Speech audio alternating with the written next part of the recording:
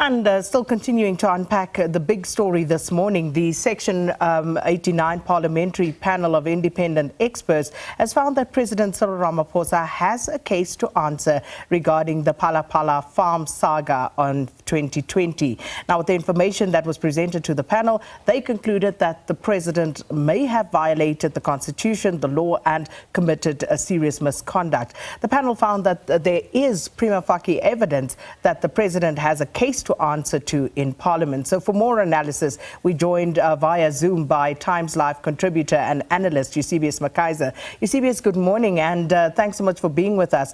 I would imagine that it was a busy night reading through that report and the findings at the very least.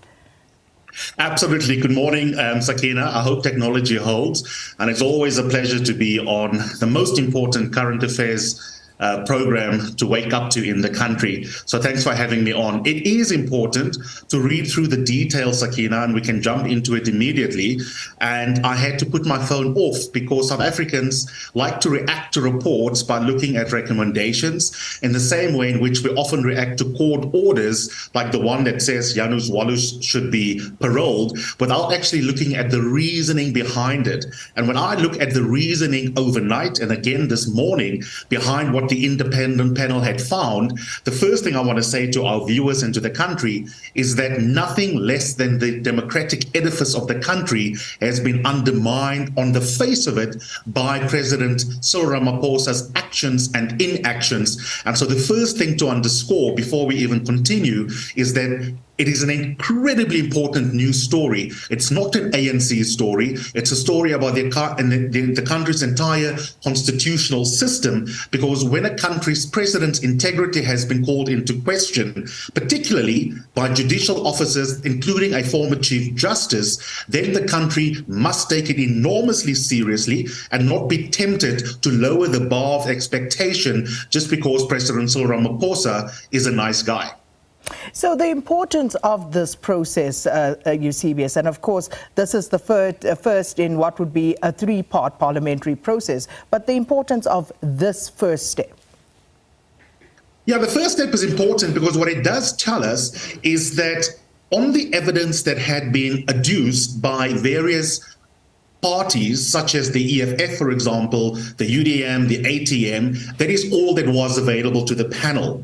The panel acknowledges that it had, from an evidence point of view, also limitations in terms of definitive factual findings it could make. And that's partly why the recommendations use the language of may have been guilty of serious misconduct, may have been guilty of various statutory tramplings upon, such as, you know, the legislation against serious crime that one should not fall foul of if you are the president that has taken a presidential oath, including that you will report this kind of theft to the police. And what's important here to however analyze, Sakina, is to ask ourselves, what can we reasonably judge the president on, even with the limited data and evidence that was available to the panel? And I'm afraid I've got to say that it doesn't give me pleasure as a citizen to say that the president is indicted in all permutations of how this will play out in a second part or a third part investigation or parliamentary investigation, because on his own version, he had done certain things or failed to do certain things that a president committed to constitutionalism and the rule of law should have done. I'll give just one example and then we can continue a bit of a dialogue on this. By his own chronology of events that he shared with the panel, Sakina, he had not, for example, timelessly reported this to the SABC. And in fact, when engaging the Namibian authorities, had asked them explicitly to make sure that this is in fact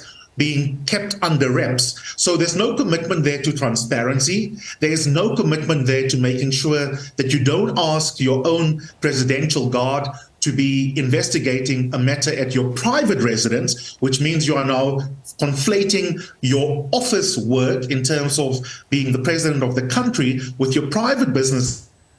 And of course, you're also now acknowledging that you lied to Parliament when you said that you in fact have a blind trust for all your businesses when you became head of state. So on his own version, he is in the best case scenario in ethical trouble, and in the worst case scenario, he's both in ethical trouble and in legal trouble. And we're going to come to that in just a minute for, as you say, some of these points beg further extrapolation. So when we talk about, for example, the president not having done certain things that you would expect of him as this constitutional being that the report also refers to. So the president and not reporting this theft of the questionable how much, foreign currency we're talking about, but the president not reporting that in the appropriate way. Now, he says that he instructed General Wally Rueda to do that. But of course, the panel is very clear in terms of how that was a transgression on the part of the president to the laws of the land. Yeah, I mean, they explicitly say that it's an abuse of his authority.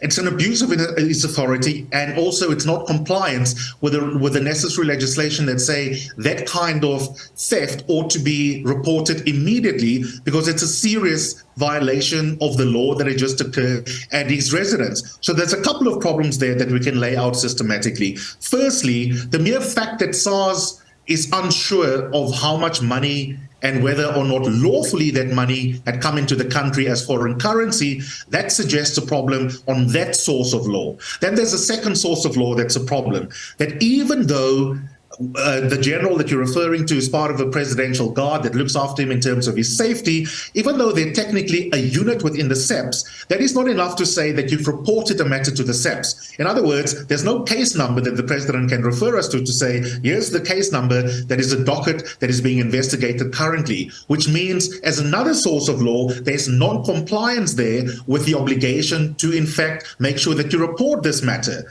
And then there's also doubt cast on the amount of money that in fact was stuffed into the sofas, because the panel is also casting doubt on this claim that in fact that it was only $580,000 and say that in fact on the face of it, with the evidence that was presented before it, it seems like it could have been as much as at least $800,000. So all of these question marks are gaps that the president did not convincingly fill out in his response to these different pieces of prima facie evidence that the independent panel asked it to respond to. And that's the problem for him, Sakina, is that all of what we're talking about is detail, but it all just stacks up one after the other. And his defenders can't say what the conclusion was, that he may have violated sources of law in the Constitution, because the details of the report make it very clear that if you make an ethical judgment or a political judgment, and you and I spoke about this off air earlier, political judgments and ethical judgments are not the same thing as legal judgments.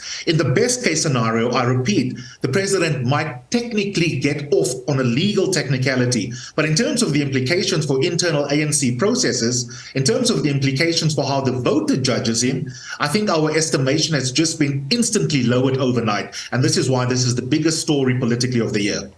So as we start to wrap this up, Eusebius, for now, those who would be holding a candle for the president on this story would probably want to argue that there's a lot of hearsay in terms of what was reported by Wally Rueda.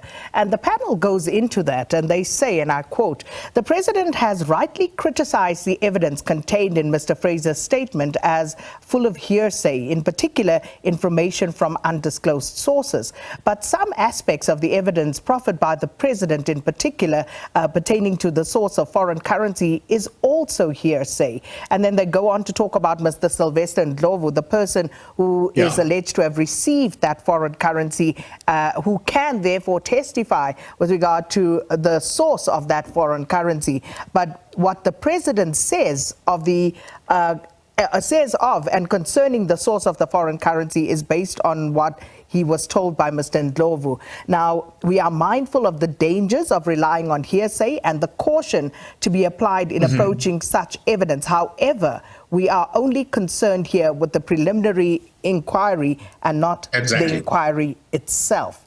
And all of that, of course, has still raised many questions. Look, I mean, that's beautifully put. You don't need me. That's excellent analysis from you. I'll say two things in closing for now, because this story is going to grow legs and there'll be an opportunity to unpack the other parts. Firstly, the legal standards are not the only standards at play here. You and I haven't even spoken about what the implications are for realpolitik.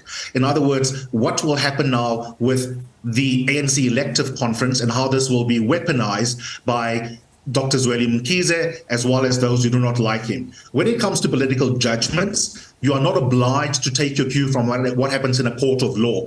We can bicker and bring on a lawyer to speak to you tomorrow. It does not matter whether criminal law standards are met or not. The political implications are that this is the biggest political challenge for the president in his career. And then the last thing I want to say, on the hearsay, the problem is, Sakina, that even if he wins some of the legal arguments, like some evidence gets excluded on the basis of hearsay, the problem for the president is that on his own version, he's in legal trouble on some things. For example, he acknowledges that on the 26th of December 2019, he became aware of this theft.